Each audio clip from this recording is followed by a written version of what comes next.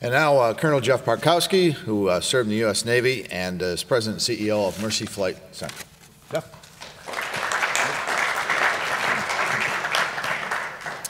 Well, as a Victor resident and a parent of a class of 14 grad and current sophomore, it's always good to be back and recognize plenty of faces in the audience. I'll keep my comments brief to save a little bit of time for your questions.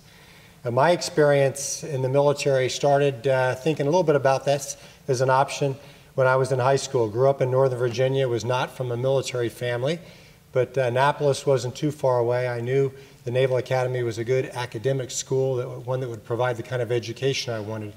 I also knew that it would provide the leadership opportunities, which is something I had enjoyed in high school and thought I would enjoy later on in life, both at the school at the Naval Academy and in a Navy career as an officer. And so that's the direction I went, through the Naval Academy, from there on to flight school, and then flew helicopters off and on for a 30-year active duty career in the Navy, and lots of great experiences. There used to be a recruiting slogan in the Navy that said, "Join the Navy, see the world." And for me, that was definitely true. I lived all over the United States. Our family lived in England, in Japan, and deployed all over the world based on ships throughout my career.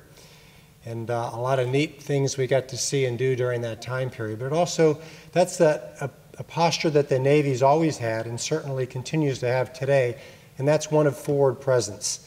And that's true of each of our services as well, with the Army, the Air Force, the Marine Corps, and the Navy are constantly deployed around the world, and much more today even than they were 20 years ago.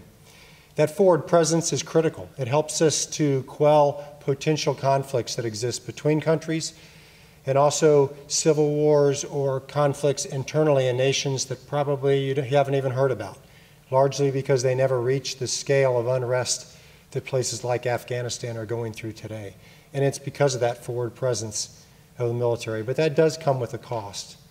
In addition to the ultimate sacrifice that many servicemen actually take through the loss of their life in combat or otherwise in training or in preparation for those type of events, there's also significant cost to the families that we often leave behind. I saw Luke, the 2014 grad from Victor, first time when he was 4.5 months old.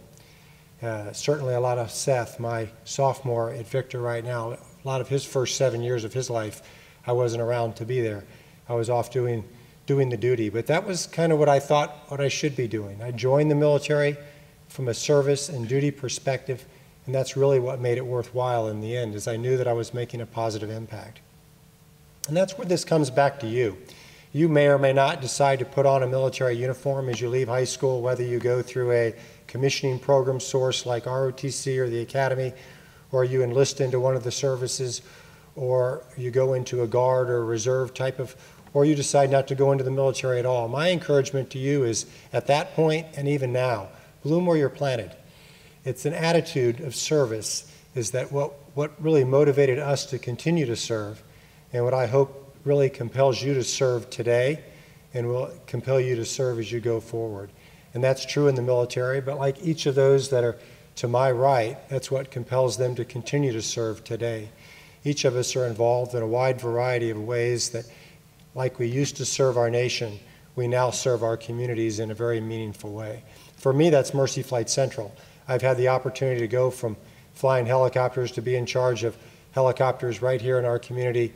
Matter of fact, we had one flying right off of Gillis Road last week, and somebody in very critical need, and we're able to provide a helicopter that could be life-saving under certain circumstances. And each of these individuals are involved with agencies and organizations that affect lives on a daily basis. Some of you are already active and very involved in your communities. Thank you for doing that. And for those of you that aren't, I encourage you to continue to find ways that you can serve in your communities, because an attitude of service, just a mentality of that there are things to serve greater than myself, is what makes this world a better place. Thank you.